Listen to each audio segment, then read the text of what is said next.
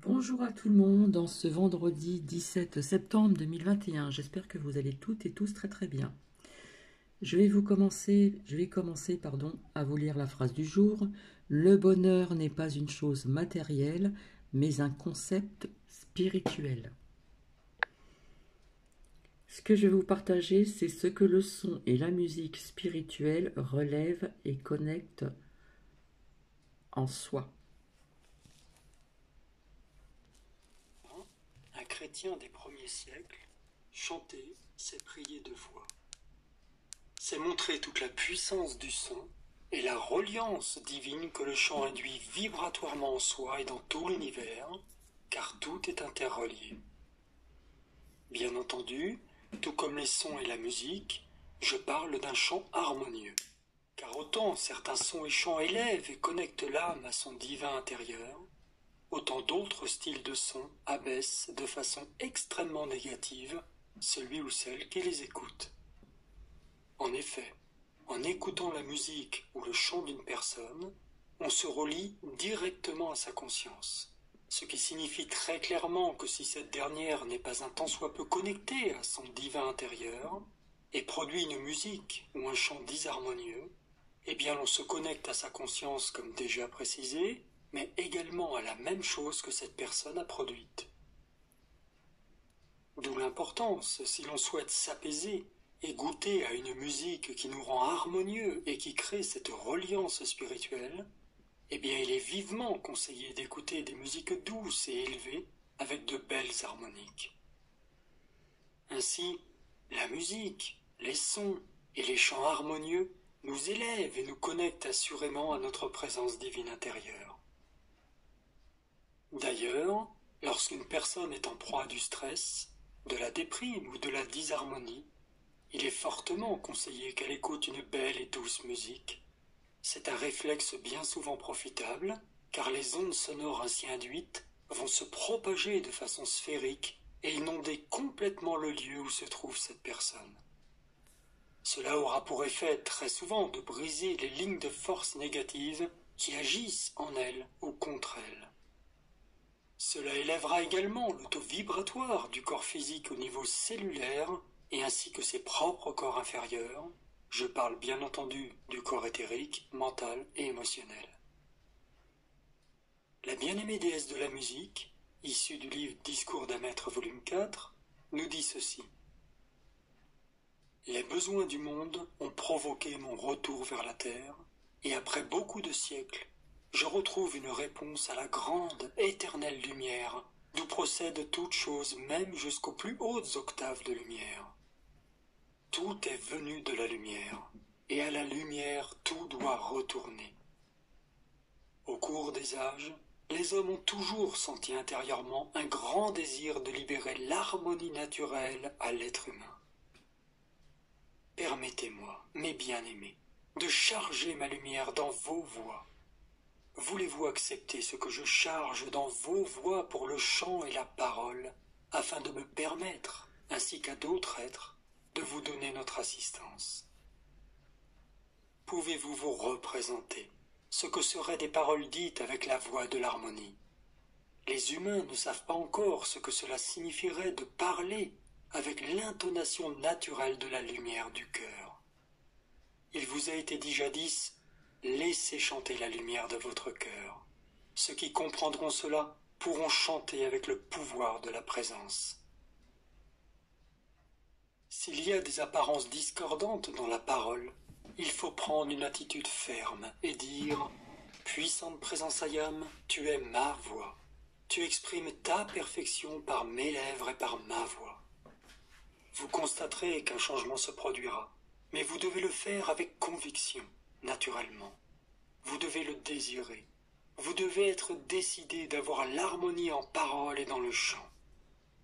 Désirez cela comme la chose la plus précieuse et un jour vous constaterez que le grand joyau de votre être est le cœur de la lumière qui fait battre votre cœur et dont la radiation se répand par la voix. Il n'existe aucun instrument de musique qui soit comparable à la voix.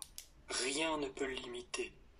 Aucun instrument ne peut communiquer le sentiment que la voix humaine peut donner, lorsqu'elle est en accord parfait avec la présence de la vie. Puissiez-vous constater la bénédiction qui vous parvient lorsque l'attention est fixée sur la présence de vie.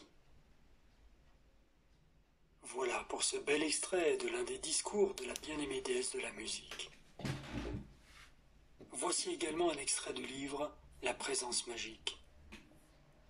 Dans la matinée, une douce musique, jouée sur des instruments du type le plus inattendu, nous réveilla. L'effet sur le corps peut difficilement être décrit. Cela donnait une impression d'aise et de liberté, comme si une pression était retirée. La sensation alla en augmentant, et tandis que nous étions bien conscients qu'un certain changement s'opérait en nous, nous ne réalisions pas à quel point nos véhicules intérieurs étaient mis en accordage. Voilà pour ce petit extrait, et qui apporte la réponse sur l'importance du son et de la musique, même si les musiques sur le plan tridimensionnel sont moins effectives que sur des plans plus lumineux, bien entendu. Mais néanmoins, la musique, les chants, restent des alliés incontournables de ceux et celles qui souhaitent évoluer vers la lumière de leur cœur. En parlant d'une autre particularité du son, c'est son omniprésence absolument partout. Le cœur même de nos cellules vibre sur une harmonique spirituelle. Ainsi, si nos cellules chantent, la nature et tout ce qui nous entoure fait de même. Il est également bon de noter que ce qui enveloppe la cellule et qui est souvent dense, suite à la discorde que l'être humain lui imprime, émet hélas également une sonorité, mais disharmonieuse.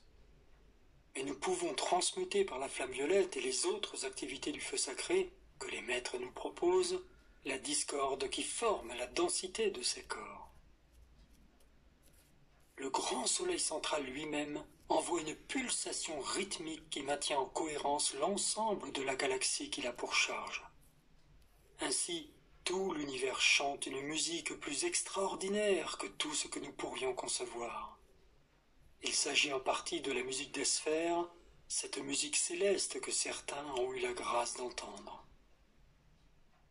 La musique des sphères est d'origine pythagoricienne, mais bien sûr, Pythagore n'a rien inventé, mais il a eu l'intuition que l'univers était régi par des harmoniques musicales, et que les distances entre les planètes étaient réparties selon des proportions musicales. En réalité, cela va bien plus loin que cette simple représentation, mais ce philosophe et réformateur religieux avait déjà posé à son époque quelques bases importantes. Ainsi, vous l'aurez compris, la musique, le son et le chant sont absolument omniprésents à tous les niveaux de la création. Et à notre modeste niveau, une musique douce et harmonieuse rompra ce qui lui est inférieur et apportera une vibration toujours salutaire dans bien des situations. Dans le livre La présence magique, il y a de très nombreuses références à la musique et à son importance dans le monde de la forme, autant que sur des plans plus élevés. La déesse de la musique nous parle également de sa coopération étroite avec les déesses de la pureté, de la liberté et de la justice, pour amener dans le cœur des hommes l'harmonie musicale de leur propre présence divine.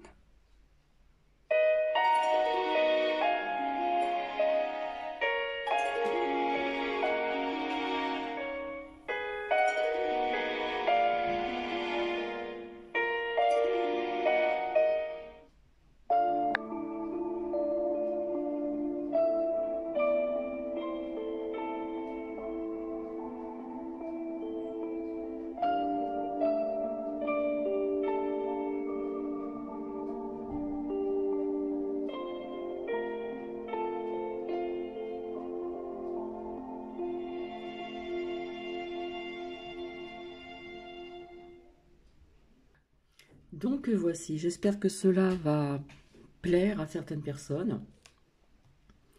Et je vais vous laisser en vous souhaitant une magnifique journée.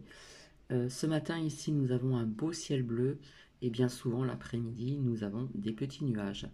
Donc s'il fait beau chez vous, profitez de ce magnifique temps. Et je vous souhaite une agréable journée. Je vous retrouve ultérieurement. Gros bisous.